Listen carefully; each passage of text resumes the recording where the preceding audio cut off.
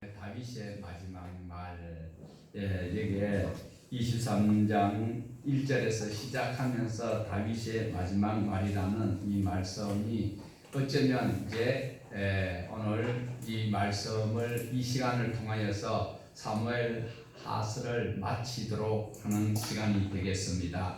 사무엘서는 상하가 원래 한 권인데 약 150년의 세월을 기록한 역사책인 것입니다.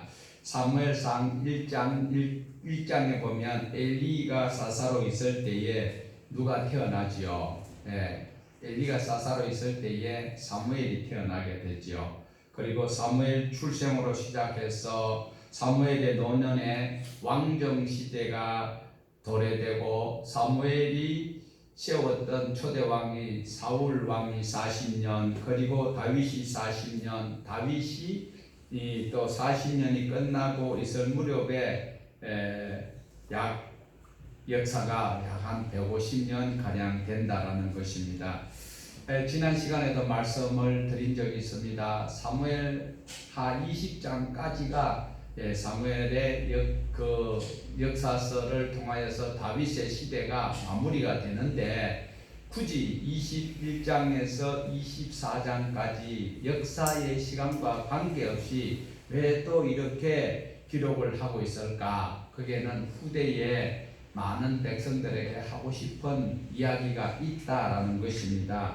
다윗의 삶을 총 정리를 한다면 그것이 무엇일까요? 바로 오늘 이 자리에 예배하는 저와 여러분에게도 분명히 받아야 될 교훈이 있다라는 말씀입니다. 그래서 21장에서 24장까지를 보면 히브리인들이 즐겨 쓰는 문학기법인 교차 대부법과 그리고 또 교차 대조법을 인용하여서 서론, 본론, 결론, 그리고 다시 결론에서 또 본론으로 서론으로 이렇게 뒤집어서 이야기하는 이유가 무엇일까요? 왜 이렇게 기록하였을까요? 우리에게 하고 싶은 이야기가 있다라는 것입니다.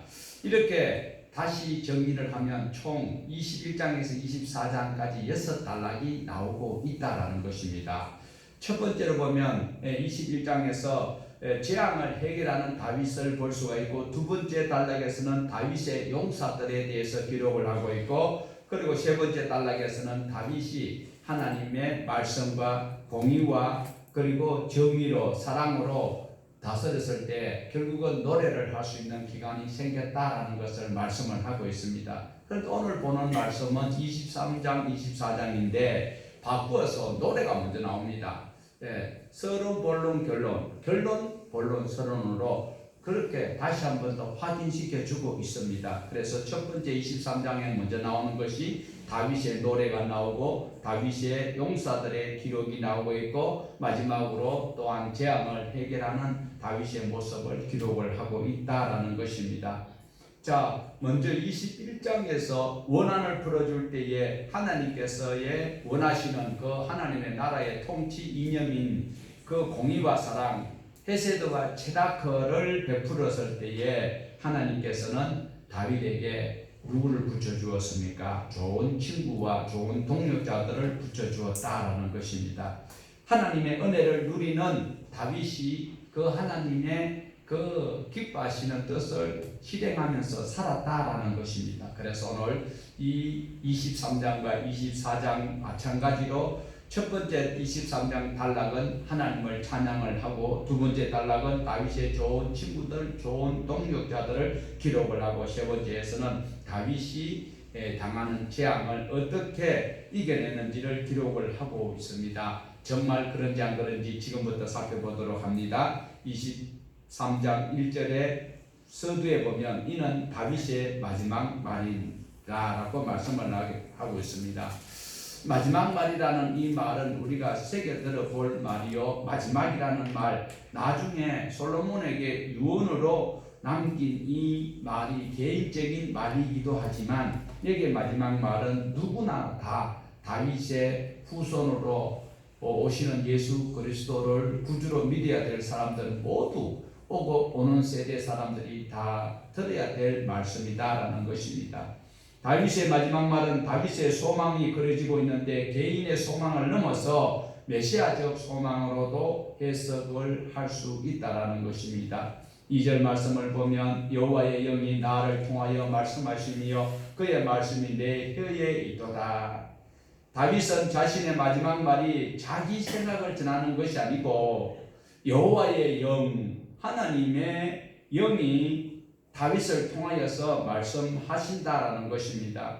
하나님의 영에 감동된 상태에서 성령 하나님이 내 안에서 나를 통하여 말씀하신다, 이 말씀을 다윗이 하고 있습니다. 지금은 66권 성경이 기록이 완성이 되었기 때문에 이렇게 말씀하시는 것은 오해가 있을 수 있겠지요. 자, 그러면 다윗에게 성령으로 감동되어서 하신 말씀은 어떤 말씀일까요? 3절 4절 우리 같이 보십니다. 이스라엘의 하나님이 말씀하시며 이스라엘의 반석이 내게 이르시기를 사람을 공의로 다스리는 자, 하나님을 경외함으로 다스리는 자여, 그는 돋는 해의 아침빛 같고 구름 없는 아침 같고 비 내린 후에 광선으로 땅에서 움이 돋는 새 불 같으리라 하시도다. 아침 맑은 햇살과 같은 은혜를 누릴 수 있는 비결을 말하고 있다라는 것입니다. 아침 햇살 여러 가지로 해석할 수 있겠지요. 캄캄한 밤이 되었다가 새벽이 오고 해가 돋을 때에 그 햇살이 힘있게 비침으로, 그리고 그 햇살은 어떻게 모든 식물들을 자라게 하고 인간이 생활할 수 있고 동식물들이 활동할 수 있는 좋은 최적의 환경을 여시는 것이고 생명이 잉태되는 것을 비유로 말할 수 있다라는 것입니다. 오늘 9월 22일 이 아침에 좋은 햇살과 같은 이런 은혜가 우리 모두에게 있기를 주님의 이름으로 축복합니다. 그렇다면 이 은혜를 누가 누릴 수 있을까요? 바로 3절에 하나님의 말씀대로 살고 하나님의 뜻대로 노력하는 자에게 해당되고, 특별히 다윗은 지도자이기 때문에 공의로 다스려야 되고 사랑으로 다스려야 되고, 다시 말씀하면 사람을 사람답게 대접을 해라. 사람이 사람 위에 사람이 없고 사람 아래 사람이 없다. 사람은 다 동등하다. 왜냐? 하나님의 형상으로 지음받았기 때문에 그렇다라는 것입니다. 그러므로 법은 만인에게 평등하다라고 우리나라 헌법에도 있습니다. 자, 그렇다면 오늘 누구에게나 공의와 또 어렵게 살려고 노력하는 자에게는 아침 햇살 같고 구름 없는 그런 빛 같고, 그렇게 하나님께서 비 내린 후에 광선이 내리쬐이는 그런 힘있는 그 삶을 살도록 해주신다라는 것입니다. 땅에서 움이 돋는 새풀과 같은 희망이 넘치는 그런 삶을 살아가는 것은 예수만 믿는다고 되는 것이 아니고 예수 그리스도를 믿고 예수님께서 원하시는 삶이 바로 창조주 하나님, 그리고 성부 하나님, 성자 하나님, 성령 하나님께서 원하시는 그 바를 우리가 바로 지켜 행하고 몸부림치려고 할 때에 이렇게 마른 땅에서 움이 돋아서 자라나서 열매가 맺고, 아주 작은 겨자씨지만 그것이 자라나니까, 자라기 전에는 새가 쪼아 먹을 수도 있는데 그것이 자라나니까 커버리니까 힘이 생기니까 어떻게 해요? 그 가지에 새들이 앉아서 놀 수밖에 없어요. 원래는 그 씨앗을 쪼아 먹을 수도 있는데, 원수가 쪼아 먹을 수도 있는데, 하나님의 말씀대로 살아갈 때에 하나님의 공의와 하나님의 사랑을 실천하면서 노력할 때에 하나님께서는 원수들의 목전에서 하나님이 우리에게 상을 차려주시는 거예요. 그 겨자씨 눈에 보이지도 않는다고 하는데 눈에 보여요. 어디만큼? 우리 배추씨 정도, 그 정도가 겨자씨예요. 뭐 겨자나 유채나 비슷하거든요. 그런데 그것이 작을 때는 새가 쪼아 먹어버려요. 그런데 그게 싹이 나서 자라나 버리니까 거기에 새들이 그 가지에 앉아서 놀고 지지배배 뭐 온갖 배배 다 하고 그렇게 있다라는 것이지요. 자, 그렇다면 오늘 우리는 하나님의 사랑, 하나님의 헤세드와 하나님의 체데카를 우리 모두가 다 지켜 행해야 돼요. 눈에 보이는 것 때문에 내 필요를 따라서 사는 것이 아니라 하나님께서 무엇을 원하시는가. 그러니까 사람을 대할 때에 우리 교회야 뭐 워낙 배설이 높고 그리고 재벌들이 많이 모이니까 감사하지요. 그런데 보통 보면요, 사람들이 이래 교회에 와도 하나님의 사랑의 그 안방에 들어가도 차별이 있다라는 거예요. 차별을 하면 안 되지. 기분 나쁘지요. 구별하는 것은 조금 이해가 될 수도 있는데 차별하면 이거 상당히 어색합니다. 그래서 하나님은 하나님의 형상으로 지음을 받았기 때문에 누구나도 동일하게 대접을 해라라고 말씀을 하고 있습니다. 혹시 앞에 모니터에 보이는 거 있습니까? 한번 읽어보실래요? 시작. 가난한 사람을 박대하는 자는 그를 지으신 이를 멸시하는 자요, 부귀한 자를 불쌍히 여기는 자는 주를 공경하는 자니라.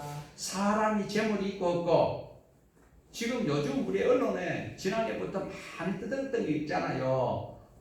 외국에서 이게 우리나라에 취업을 해가 왔는데 아주 인격적으로 학살을 당하고, 그리고 지금 갑질을 하고 온갖 소리 다 하고 있는데 하나님께서 그걸 다 싫어하셨어요. 그러면 구약에도 보면 종이 있잖아. 원래 종으로 취업 받는 것이 아니에요. 그런데 중요한 것은 사람을 학대하는 것, 가난하다고 힘없다고 그리고 부당하게 대하는 것은 바로 하나님을 멸시하는 것이다 라는 것을 안다면, 하나님을 사랑하고 하나님을 인정한다면 이런 삶을 살 수가 없고 이런 행동이 나올 수가 없지요. 지난번에도 제가 말씀을 드렸잖아요. 부잣집에 신방 가면은요, 우리야 워낙 부자들만 많이 있으니까 그렇지만 서울 같은 데 가면은 가난한 동네에 조금 작은 교회 목사님들이 동물들만 겨울 되면 교회 안에 전부 다 동물이에요. 얼굴만 사람이고 몸은 전부 다 짐승 털 옷을 입고 앉아. 그거 비싸잖아요. 보통 1억짜리도 있고요. 웬만하면 1억 5천 이렇대요. 그러니까 1, 2, 3천짜리는 말도 못 꺼내는 그런 동네에 신방을 떠 가면은요, 자기는 천국 가려고 목사님한테 아이고 목사님 오셨습니까? 그래놓고 그 자기 집에 도우미 보고 아줌마 목사님 오셨는데 지금까지 뭐해요? 빨리 오세요. 이거 치우세요. 그렇게 하는 사람에게 오늘 이 말씀이 꼭 필요하다라는 거예요. 왜? 가난하다고 힘없다고, 그리고 하나님의 형상을 지음받았기 때문에 사람을 업신여기면 하나님을 멸시하는 것과 같다라고 말씀을 하고 있는데, 많은 사람들이요, 성경은 자기 유리한 대로 끼붙이고 그리고 그것을 해석하고 합리화하고 있는데, 하나님 말씀은 한 절도 버릴 것이 없고 다 균형을 맞춰놔야. 여러분 퍼즐 그는 거는 젊은 두 분은 잘 모르지. 조각조각을 이래 꽂아가지고 그걸 이랬는데 그 세워놨는데 중간 밑에 하나 뽑아버리면 어떻게 돼요? 다 무너져 버려. 하나님의 형상을 한 어떤 지체라도 건드리면 하나님께서는 슬퍼하시고 괴로워하시는 사실을 기억을 하셔야 되는 것입니다. 사람을 대할 때에 항상 주님을 대하듯이 하나님을 대하듯이 그런 마음을 가지고 사는 그에게는 마음에 생명과 평강이 넘치는 복을 받게 된다는 것을 말씀을 하고 있습니다. 이렇게 사람을 사람답게, 사람을 주님답게 대할 수 있는 그런 마인드가 어디서 나올까요? 그것은 바로 하나님을 알아야 돼요. 하나님을 알아야 돼요. 하나님 알려면 뭘 알아야 돼요? 항상 기뻐하라, 쉬지 말고 기도하라, 그렇게 하는 그것이요? 하나님은 말씀을, 하나님께서 인간을 지으시고 뭘 말씀하셨는지, 우리가 12월 25일 되면 기쁘다 구주 오셨다고 찬송 부르고 난리를 지기는데, 우리 그 전에 생각해 볼 것이 있잖아요. 그죠? 그 예수님이 안 오셔도 돼요, 원래는. 그런데 이 아담과 하와가 그 참 곤란한 소리지만 그분들이 실수함으로 인해서 결국은 예수님이 오실 수밖에 없게 되었잖아요. 그렇다면 오늘 저와 여러분은 항상 하나님을 먼저 알아야 된다. 안다라는 것은 하나님의 말씀을 곱씹고 바로 살펴보아야 되는 것입니다. 하나님은 바로 우리에게 모두가 평등하고 하나님께서는 우리가 적절하지 않은 삶을 살아갈 수 있도록 해주시는 분이시고, 하나님 어떤 하나님이십니까? 사랑의 하나님이시지요. 있습니까? 대신에 하나님은 공의의 하나님이시다. 벌도 내리는 하나님이시다. 잘못하면 공평하게 목사라고 봐주고 잡사라고 안 봐주는 게 아니고 모두가 공평하게 하나님께서는 공의로 심판을 하시는 분이고 행한 대로 갚으시는 하나님이시다라는 거예요.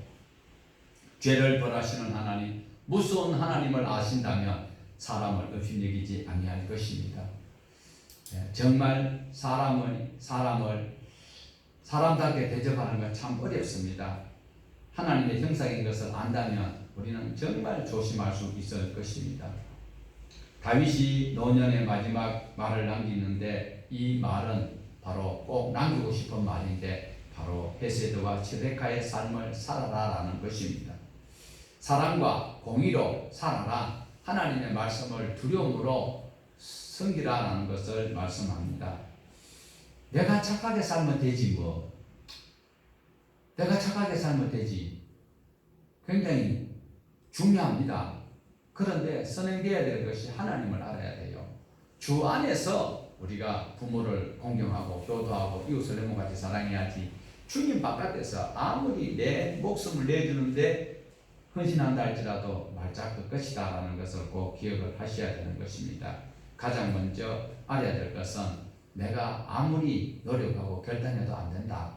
하나님을 알아야 된다. 하나님을 알면 예수 그리스도가 나의 구세주인 것을 알게 되고 그리고 성령님을 내 마음에 모실 수 있게 되는 자격을 얻게 되고 성령님께서 나와 함께 하실 때에 넘어지고 또 쓰러지고 그럴 때 다시 일어서려고 말씀으로 몸부림칠 수 있도록 인도하시는 그 역사가 하나님을 바로 아는 데 있다라는 것입니다. 그래서 우리는 하나님을 믿고 교회 나오면 실수를 하지 아니하느냐? 실수할 수 있습니다. 그렇지만 다시 말씀에 힘입어서 하나님 말씀대로 가까이 가려고 부단히 애를 쓰게 된다라는 것입니다. 정말 그럴까요? 다윗이 그렇게 살았습니다. 다윗이 살았기 때문에 이렇게 담대하게 말을 할 수 있다라는 거예요. 누구에게? 우리에게. 그리고 이 성경을 읽는 모두에게 자신 있게 다윗이 권면을 하고 있다라는 것입니다.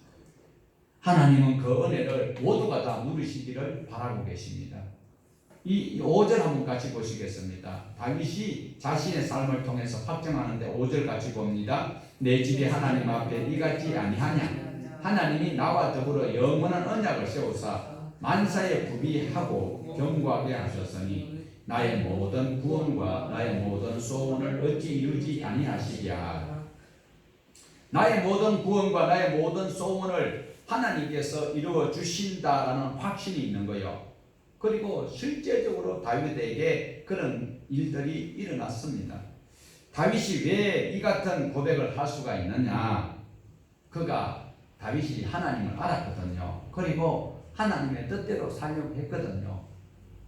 성경에 나타나는 것 중에서 다윗이 크게 두 가지가 우리 마음에 조금 아쉬움의 그런 모습을 볼 수가 있는데 우리아의 아내를 범한 것과 그리고 24장에 보면 인구조사한 것 그것 이외에는 다윗이 날마다 하나님과 동행하고 하나님과 임마누엘하는 그런 삶을 원하셨고 살았고 그렇게 행동했던 것을 볼 수가 있습니다. 그랬을 때에 하나님의 뜻대로 살 때에 하나님께서 다윗의 삶이 아침 햇살과 같은 그런 일들이 일어나게 되더라. 햇빛이 없으면 큰일 나지요. 곡식이 자랄 수가 없지요. 아침 햇살이 그러니까 의미도 없고 치료의 광선도 바라고 그래 우리 주공사님이 또 말 타고 이제 농장까지 왔다 갔다 하고 무엇을 마시든지 소화가 잘 되고 일어날 수 있는 것이 바로 따뜻해야 되는 거지요. 하나님의 사람은 따뜻하고 정의롭게 바르게 살아가야 된다라는 거지요. 그럴 때에 영원한 하나님께서 약속하신 것이 바로 다윗에게 약속을 하십니다. 사무엘상 7장에 보면 영원한 언약을 하나님께서 너의 왕위의 규가 떠나지 임금의 지팡이가 규잖아요. 이 규가 떠나지 않겠도록 자기 후손들을 통하여서 결국 어느 때까지 우리 예수 그리스도의 오심까지 다윗이 이렇게 약속을 받았던 것을 볼 수가 있습니다. 그러므로 오늘 또 잘못을 할지라도 하나님은 재앙을 내리되 그 헤세드는 거두지 않겠다.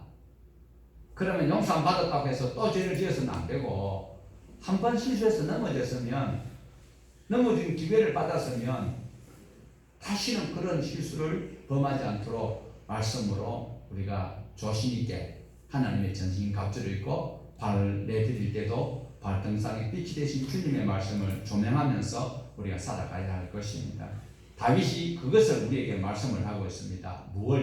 하나님을 경외하라. 하나님을 믿어라. 단지 머리로만 믿는 것이 아니라 전인격적으로 지적 동의와 내 안에 성령님을 받아들이시고 그리고 성령님 인도하시는 대로 그 말씀에 순종하는 삶을 살아라라고 말씀을 우리에게 전하고 있습니다. 그러할 때에 하나님의 통치 이념인 사랑과 공의, 올바르고 따뜻한 삶을 살아간다면 하나님께서는 영원한 하나님 나라뿐만 아니라 지금 내가 발을 디디고 사는 이 땅 위에서도 소외감 없이 모자람 없이 그렇게 얼마든지 찬송한 삶을 살아가는 주인공이 될 수 있도록 해 주신다라고 선포를 하고 있습니다.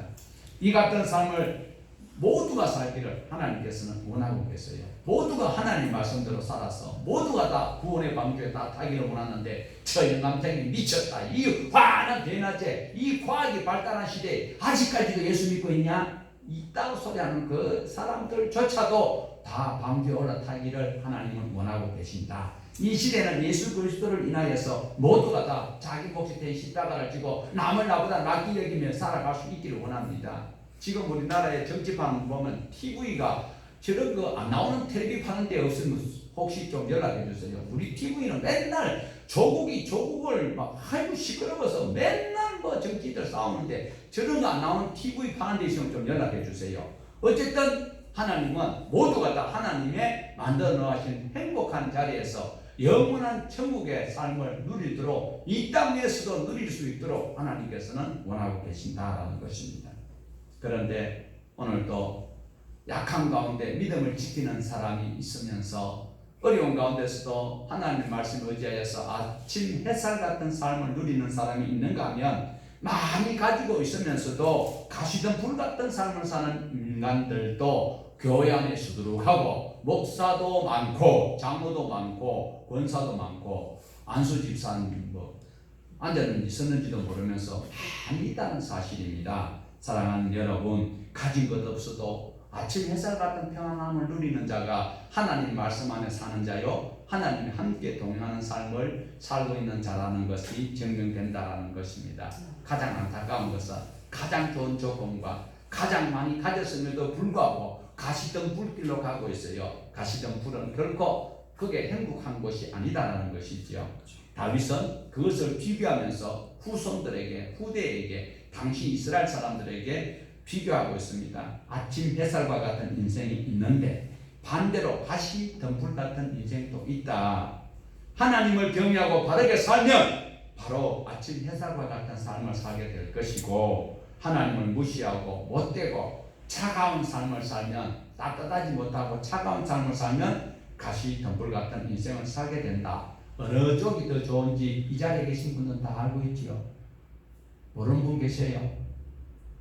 다윗은 아침 햇살과 같은 인생을 살았습니다. 아침 햇살과 같은 인생을 산 다윗은 하나님의 통치 이념을 따라서 공의와 사랑을 가지고 하나님의 뜻대로 살려고 몸부림칠 때에 하나님께서는 다윗에게 사람을 붙여주셨어요. 믿음의 사람, 목숨을 다할 수 있는 사람을 붙여주셨다라는 것입니다.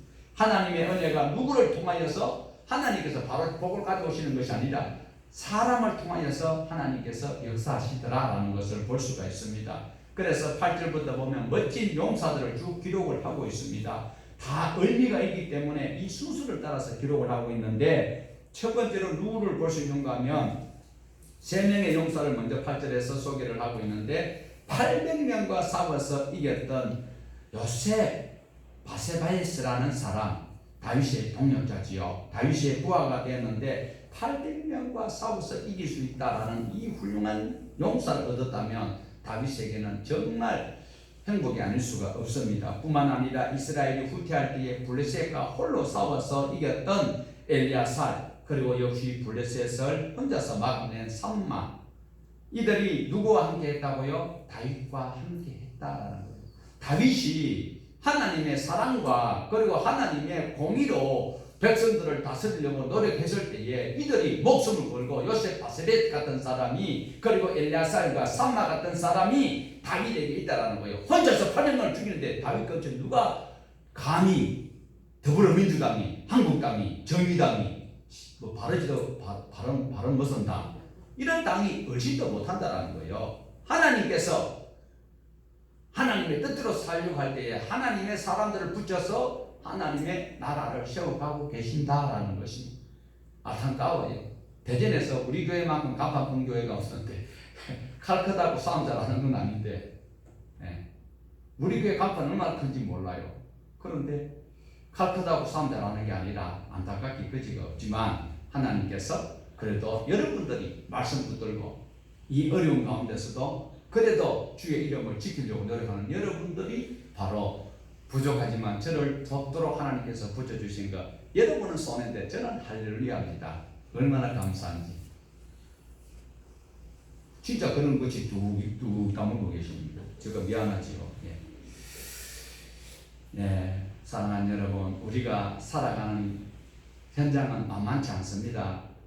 나의 부족함, 그런 부족한 부분들이 얼마든지 있을 수 있습니다. 이 부족한 부분을 내가 다 메꾸기란 여간 어렵지 않습니다. 그런데 하나님 말씀대로 사역할 때 하나님께서 불쌍히 여기사 하나님의 사람을 붙여서 우리를 또 함께 공존하도록 하시는 하나님을 볼 수가 있습니다. 하나님께서 은혜를 주시면 누구를 붙여줍니까? 천사를 붙여주는 것이 아니고 사람을 붙여주신다. 믿음의 사람을 붙여주십니다. 사람 잘못 붙으면 그거 골치 아파요. 그런데 믿음의 사람을 붙여주셔서 하나님의 나라를 확장하신다라는 것입니다. 그 은혜를 누리면서 살아갈 수 있습니다. 하나님의 복을 받는 사람은 바로 하나님의 일을 하는 사람이다라고 반정할 수 있겠죠. 13절부터 다른 용사들의 이야기를 쭉 다시 소개를 하고 있는데 또 세 사람을 소개를 하고 있습니다. 당시 다윗은 예루살렘에 있고 블레셋 군대가 베들레헴을 완전히 장악하고 있을 때입니다. 이때에 다윗이 혼자 하는 말로 예전에 어렸을 때에 베들레헴 거기에 있는 우물물을 마시고 싶다라고 그냥 들리듯 말듯 작은 소리로 엎조렸는데 그 옆에 있던 신하들이 그 소리를 듣고 목숨을 아끼지 않냐고 쫓아가서 그 베들레헴 그 우물 곁에 병사들이 지키고 있는데도 그 어떻게 갔는지 목숨을 걸고 가서 그 우물물을 길러와서 다윗에게 갖다 바치는 것을 볼 수가 있습니다. 이럴 때에 다윗이 그 물을 정말 연치 없이 혼자 구글구글 마시지 아니하고 오히려 그 병사들을 그리고 그 중심을 받고 하나님 앞에 부어드리는 이 모습, 어찌 그 사람들이 베들레헴의 그 우물가에 목숨을 걸고 가야 되는 그 일을 자청하여서 갔을까요? 다윗이 그러한 삶을 살았기 때문에 그렇습니다.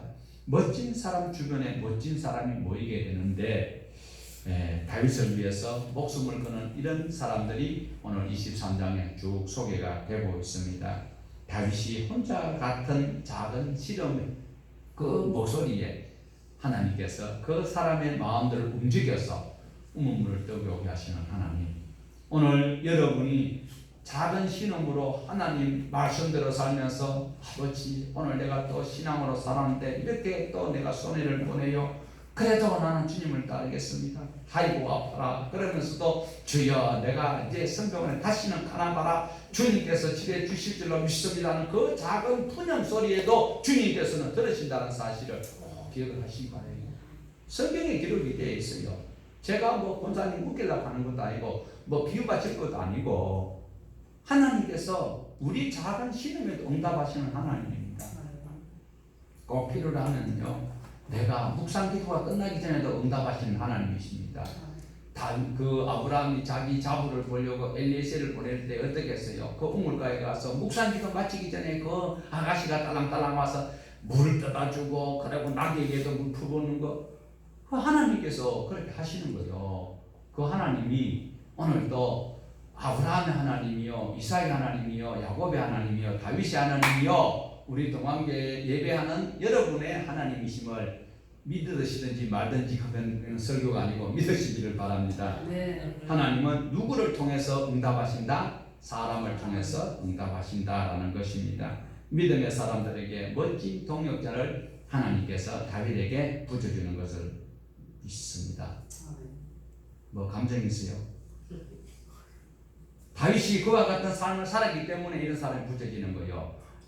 무엇을 행하든지 그대로 하나님은 갚으신다. 무엇을 심든지 그대로 팥 심은데 금 생기고 금 심은데 다이몬드 생기고 그런 일은 없다라는 거죠. 사랑하는 여러분, 우리가 살아가면서 복을 누린다고 했을 때 뭐가 가장 행복할까요? 권사님이 돈이 많아. 돈을 막 그 뭐 5만 원짜리를 20장만 가지면 얼마요? 20장 가지면 그래 이제 20장을 가지고 봉우산 꼭대기에 가서 봉우산 꼭대기 갔는데 거기서 갑자기 목이 말라. 그리고 배가 고파. 그 돈 가지고 어디 쓰려고. 그런데 아이고 생활이 별로 넉넉지 못해. 그런데 그 혹시 아시는 뭐라 신흥동 가면 신흥동 96번지에 그 보면은 그 어떤 목사가 그 도시락에 고구마 하나 감자 하나 그리고 거기다가 뭐 달걀 삶았는 거 그거 한 서너 개 가지고 이렇게 가면서 같이 걸어가면서 돈 많은 권사님은 5만짜리만 폐 세고 있고 배가 고픈데 5만짜리 아만 세도 배가 불러져요. 그런데 이 가난하고 그 보잘것없는 고구마 몇 개 그리고 달걀 가지고 그걸 나누면서 먹어가는 사람이 행복할까요? 돈을 수고히 가지는 사람이 행복할까요? 돈 가진 자와 가까이 하는 것이 행복할까요? 따뜻하고 나눌 수 있고 그냥 소시민적으로 살아가는 하나님의 사람들 만나는 것이 행복할까요? 오늘도 저와 여러분은 정말 나와 함께 마음을 통할 수 있는 사람과 함께하는 사람이 가장 행복한 사람입니다. 돈 많은 사람 만나면은요, 형제도 마찬가지입니다. 그만할 때는 막 그냥 같이 막 이무롭게 막 지내는데요, 너무 막 재산이 많다든지 격이 나면은요, 그 가서도 뭐 맛있는 거 제대로 얻어 먹지는 못하고요, 저도 제대로 먹지도 못해. 눈치만 보고. 그런데 막 가서 막 그냥 뭐 그 큰 양푼에다가 이것저것 넣어가지고 막 믹스 해가지고 질질 흘리가면서 서로 쳐다보고 웃고 할 수 있는 그런 관계가 가장 행복하다라는 거예요. 그럴 때에 내 애도 사랑도 이야기하고 또 신랑 흉도 보고 또 뭐 시어머니 흉도 보고 며느리 흉도 보고 이물없이 할 수 있는 그 사람이 가장 행복한 것이지. 속에는 막 여러 가지 막 불만이 있는데도 겉으로 웃고 그러면서 막 골치 아픈 소리 하는 이런 사람들 행복하지 않다라는 것을 우리에게도 은유적으로 보여주고 있는 말씀입니다. 우리가 살아가면서 가장 큰 복은 마음을 풀어놓고 이야기할 수 있는 사람과 함께 동행하는 것이다 라는 것입니다. 이런 복이 저절로 올까요? 아니에요. 내가 얼마나 상대에게 잘하느냐, 상대에게 표독하게 하느냐 따라서 하는 건 땅 차이입니다. 내가 죽었을 때에 많은 사람이 와서 울어줄 수 있는가? 그거 누가 고민했어요? 누가 고민했어요? 성경에 헤롯이 생각했는 거예요. 자기가 너무 했는 일이 고약하거든. 그러니까 저것들이 내 죽으면 한 놈도 울어줄 놈 없으니까 안 되겠다. 그래서 어떻게 했다고요? 자기가 죽을 무렵에 애들을 다 죽여버린 거예요. 그러니까 집집마다 아이고 무늬가 헤롯을 위해서 우는 건지 내 새끼 죽는 것 때문에 우는 건지 구분이 안 되잖아요. 오늘도 저와 여러분은 사람이 사람을 그리워하고 보고 싶어하고 헤어지면 다시 만나고 싶어하는 삶을 하나님의 말씀 안에서 살아가기를 주님의 이름으로 축복합니다. 이것이 바로 하나님의 통치 이념이 공의와 사랑의 최대가와 해세대의 그 통치를 따라갈 때에 이 복을 누릴 수 있다라는 것을 말씀을 하고 있습니다. 그리고 따뜻하고 올바른 사람에게 너도 나도 친구가 되어 주고 싶어하는 사람들이 있다라는 것을 우리에게 말씀을 하고 있으면서 39절까지 많은 사람이 나오고 있습니다. 37인의 이름이 나오는데 다윗이 이게 37인 중에서도 마지막에 나오고 있는 그 우리아를 살해를 하고 난 다음에는 상당히 미안했을 것입니다. 이제 그렇게 다윗이 복을 누리는 것을 23장에서 이제 끝이 나고 24장에서는 재앙을 해결하는 다윗의 모습이 나옵니다. 21장에서는 다윗이 사울이 저질렀던 그 재앙을 해결하는 모습이 나왔는데 지금 24장 그걸로 우리가 조금 전에 말씀하셨지요. 교차 대조법 서론, 본론, 결론 그 다음에 결론, 본론, 서론. 지금 24장이 바로 또 재앙에 대한 문제를 해결하는 방법이 나오고 있습니다. 21장 사울의 죄가요. 그리고 24장에는 다윗이 지은 죄도 포함이 된 이 죄를 어떤 학자들은 21장은 무조건 사울의 죄고 24장은 다윗의 죄다라고 단정을 해버리는데 그러나 거기에 대해서 우리가 조금 생각을 하면서 본문을 읽어볼 필요가 있습니다. 다윗이 24장에 큰 죄를 지었는 것 같이 많은 사람들이 호도를 하고 있는데 우리 24장 1절을 자세히 보면서 정말 다윗이 이렇게 혹독한 벌을 받아야 될 만큼 지은 죄인가 우리 신앙으로 그리고 잘 살펴보기를 바랍니다. 1절 보십시다. 24장 1절 여호와께서 다시 이스라엘을 향하여 진노하사 그들을 치시려고 다윗을 격동시키사 가서 이스라엘과 유다의 인구를 조사하라 하신지라. 여기서 우리가 자세히 보셔야 돼요. 다윗이 인구 조사한 것 때문에 많은 학자들은 또 성경을 읽으면서 그렇게 설교를 많이 들어왔기 때문에 무조건 24장에 다윗이 잘못한 것은 인구 조사한 것 때문이다 이렇게 결정을 내리고 성경을 보는데 자세히 앞에 한번 보세요. 뭐라고요? 하나님이 누구를 진노하셨습니까? 이스라엘을 진노하사 이스라엘을 먼저 치려고 하나님께서 계획을 하셨다는 거예요. 다윗이 인구조사하는 것이 문제가 아니고요. 이미 이스라엘을 치시려고 하나님이 진노를 하고 계신다라는 것입니다. 그렇다면 이스라엘이 왜 하나님 앞에 이런 징계를 받아야 될까요? 그것은 우리가 살펴볼 내용이 성경에는 기록이 안 되어 있는데 저와 여러분은 이 성경을 읽어봐서 이미 결말을 알고 있지 않습니까? 그렇다면 이스라엘이 무엇 때문에 하나님의 진노에서 또 이렇게 재앙을 당해야 될까? 그것은 크게 두 가지로 볼 수가 있습니다. 먼저는 압살롬이 반란을 일으켰잖아요. 압살롬이 반란을 일으켰을 때에 그럼 압살롬하고 이거 상관이 있느냐? 아니지요. 압살롬이 정권을 잡았을 때에 거기에 정권에 빌붙었던 인간들이 그때에 아나무인격으로 이스라엘 백성들을 무자비하게 학대했을 수 있어요. 왜? 다윗 편에 붙어있던 사람들 우리 정권 바뀌니까 적폐를 해가지고 줄줄이 감옥에 다 갔잖아. 이렇게 정권이 바뀌니까 압살롬의 신정부에서 옛날 다윗에게 붙어있던 사람들을 학대했을 수가 있다는 거예요. 성경에 기록이 없어요.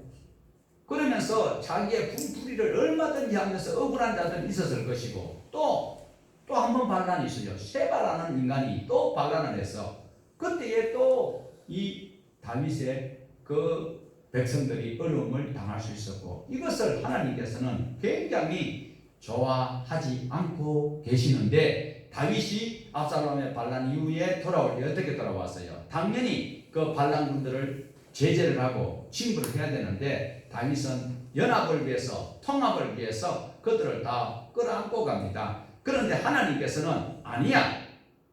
하나님은 죄를 용서할 수가 없잖아요. 죄를 어떻게 해야 돼요? 회개해야 되죠. 그런데 다윗은 통합을 위해서 그 압살롬의 반란군들을 다 용서를 하려고 하고 있어요. 그런데 하나님은 아니래요. 그런데 이렇게 다윗의 마음을 하나님께서는 아시고 그 유보를 하셨지요. 그랬는데도 세상에나 내상에나 덮어주고 안아주면 빨리 회개를 하고 하나님께로 돌아와야 되는데 회개를 하지 않은 그 인간들이 그냥 있다가 나중에는 세바가 반란을 일으키니까 또 그게 동참했을 가능성도 성경은 있다. 그러니까 하나님께서는 다윗을 통하여서 백성 그냥 치려니까 다윗을 교만하도록 만들어서 하나님께서는 이참 저참 다 버장머리를 뜯어고치는 것을 여기서 볼 수가 있습니다. 다윗이 교만하도록 하나님께서 그 마음을 허용하셨고 그래서 인구조사를 시킵니다. 누구에게요? 군사령관 요압에게. 그러니까 재밌는 것이요. 요압이요. 그렇게 신앙이 좋은 사람이 아닌데 요압이 하는 소리 한번 보세요. 자, 3절 우리 같이 한번 보십시다. 요압이 왕께 아뢰되 이 백성이 얼마든지 왕의 하나님 여호와께서 100배나 더하게 하사 내 주 왕의 눈으로 보게 하시기를 원하나이다. 그런데 내 주 왕은 어찌하여 이런 일을 기뻐하시나이까. 다윗이 이렇게 인구조사를 하려고 요압에게 시키니까 요압이 신앙이 진짜 좋은 사람 아니거든요. 그런데 아이고 왕이요 하나님 기뻐하지 않는 일을 왜 하시려고 하십니까? 여기는 두 가지로 볼 수 있어요. 정말 그런 마음이 있을 수도 있고 아니면 인구조사가 귀찮아서 인구조사를 몇 년간 하는지 알아요? 9달 20일이에요. 그러니까 약 10개월 동안 인구조사를 하려고 하니까 얼마나 피곤해요. 그러니까 조사를 해보니까 이스라엘의 성인이 80만 명이고 또 이스라엘의 성인이 80만, 유다의 성인이 50만 이렇게 보고를 하는 순간 다윗이 내가 잘못했구나 깨닫게 되죠. 다윗은 정말 민감합니다. 보통 사람은요, 지금 뭐 청문회를 보고 있고 우리 TV를 보지만 뭐 정치 이야기 저는 안 합니다. 정치 이야기 저는 절대로 안 합니다. 해놔놓고 안 했다 했잖아. 그거 가지고 뭐 법이 위축 안 되는데 이렇게 이야기하고 있잖아요. 그런데 다윗은 깨닫게 되는 거죠. 하나님 앞에 잘못했다. 그것이 바로 10절에서 10절 같이 한번 읽어보십시다. 10절 다윗이 백성을 조사한 후에 그의 마음에 자책하고 다윗이 여호와께 아뢰되 내가 이 일을 행함으로 큰 죄를 범죄하였나이다. 여호와의 이제 간구하오나니 종의 죄를 사하여 주옵소서. 내가 심히 미련하게 행하였나이다. 자신이 시행한 인구조사가 하나님을 의지하지 않고 자신의 힘, 군사력을 과시하려고 했던 것을 바로 깨닫고 회개합니다.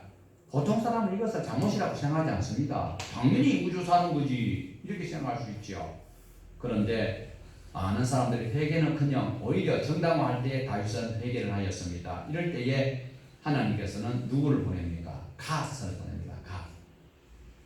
갓이 오는데 어떻게 징계를 선택하라고 하는지 아십니까? 첫 번째는 7년의 기근과 석 달의 도망과 그리고 3일의 전염병 이 세 가지 중에 네가 선택해라. 그것을 나한테 팁을 해라. 그리고 갓이 가버립니다. 그런데 다윗이요 7년간 기근 굶고는 못 살지요. 그런데 3개월의 도망자 생활 다윗이 10년간 도망자 생활 해봤기 때문에 이것도 만만치 않다. 그런데 3일의 전염병은 웬만하면 방역을 하면 괜찮을 것 같아. 그래서 3일의 그 전염병을 선택을 하는 것을 볼 수가 있습니다. 안타깝게 딱 3일이었는데 단에서 브엘세바까지 7만 명이 죽게 되었다. 이 소리는 다윗이 인구 조사했는 것 때문만은 아닙니다. 분명히 1절에 우리가 다윗을 교만하게 대적하게 하는 하나님 마음을 주셨지만 그 전에 이스라엘을 치게 하려고 했다. 그러니까 정권이 뒤죽박죽할 무렵에 이스라엘 백성들을 괴롭게 했던 지금도 그 일제 앞잡이가 지금 우리나라의 잔재가 지금 있듯이 이런 인간들이 있는 것을 하나님께서는 빨리 쏟아내려고 이렇게 하셨다라는 것을 꼭 기억을 하셔야 됩니다. 그래야 다윗이 회개할 무렵에 하나님께서 어떻게 하셨어요? 다윗이 회개하고 기도할 때에 하나님께서는 아리우나의 타작마당에서 제단을 쌓으라고 말씀을 하는 장면이 나오고 있습니다. 자, 여기에서 보면 갓 선지자가 여부스 사람 아리우나 타작마당에서 여호와를 위하여 제단을 쌓아라라고 말씀을 하고 있지요. 자, 여기에서 아리우나 타작마당이라는 것이 아리우나가 가고 있는 이것이 바로 여부스 사람이 살고 있는 곳인데 모리아 지역에 있는 산 모리아 역대하 3장 1절에 보면 모리아 산이라고 분명히 기록을 하고 있습니다. 모리아 산 하면 혹시 생각나는 것도 있어요. 창세기 22장에 아브라함이 이삭을 바치던 그 산. 창세기에는 모리아 산이라고 말하지 않는데 역대하 3장 1절에는 모리아 산이라고 딱 지적을 하고 있습니다. 그런데 여기서 눈여겨보셔야 될 것은 분명히 사무엘하 24장에서는 여부스 사람 아리우나라고 하는데 지금 여기에서 보면 역대하 3장 1절에는 밑에서 두 번째 줄 뭐예요? 여부스 사람 오로난과 지금 아리우나하고 이제 다르게 표시가 되고 있어요. 우리가 가지고 있는 성경 사무엘하 24장에는 오로난이라고 되어 있는데 역대하 3장에서는 오로난이라고 되어 있습니다. 그러니까 아리우나와 오로난 이건 뭐 큰 상관이 없다고 넘어갈 수 있습니다. 그렇지만 여러분은 배우는 입장에서 그리고 설명해야 될 입장이 있기 때문에 분명하게 기억을 해 보셔야 되는 것입니다. 아리우나는 여부스 사람입니다. 오로난이라고 기록된 것은 히브리식 기록이고 오로난이라는 것은 아리우나라는 바로 여부스식의 기록이라는 그 차이가 있다라는 것을 기억을 하시기를 바랍니다. 그때에 아리우나 타작마당에서 이제 사자가 딱 수독할 때에 거기서 하나님 앞에 번제를 드리려고 하니까 거기에 마당에 타작마당에 아리우나가 그 모든 땔감과 그리고 짐승까지도 다 제공하겠다고 합니다. 그때에 다윗이 공짜로는 안 해야겠다 그러면서 은 50세겔을 지불하는 것을 볼 수가 있습니다. 자, 25절 우리 같이 보십니다. 4장 25절. 여호와께서 그곳에서 여호와를 위하여 제단을 쌓고 번제와 화목제를 드렸더니 이에 여호와께서 그 땅을 위한 기도를 들으시며 이스라엘에게 내리는 재앙이 그쳤더라. 이스라엘을 대표하는 사람이 누굽니까? 지금 대한민국을 대표하는 사람이 누굽니까?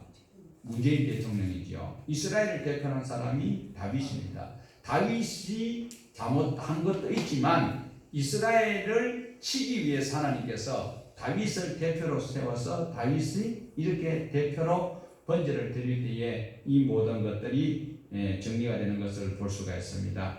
왜 이것을 21장에서 24장까지 다시 정리를 하는가 하면 하고 싶은 이야기가 있다라는 거요. 죄를 해결하는 방법과 그리고 다른 사람, 다시 말하면 사울의 죄를 해결하는 다윗을 보게 되고 공의와 정의로 그리고 사랑으로 베푸는 통치를 하는 이런 일들을 통하여서 하나님께 찬송할 수 있는 삶이 되더라. 이것을 다시 23장에서 찬송하고 다윗의 용서를 기록하고 그리고 다윗을 포함한 이스라엘의 죄를 해결한 방안을 이렇게 보여주고 있다라는 것입니다. 그러면 21장에서는 무엇을 말씀하고 있습니까? 먼저 사울의 죄, 다른 사람이 지었던 죄를 용서하는 것을 말씀을 하고 있는가 하면 24장에서는 다윗을 포함한 이 죄는 무엇인가 해결하는 방법은 하나님과의 관계다.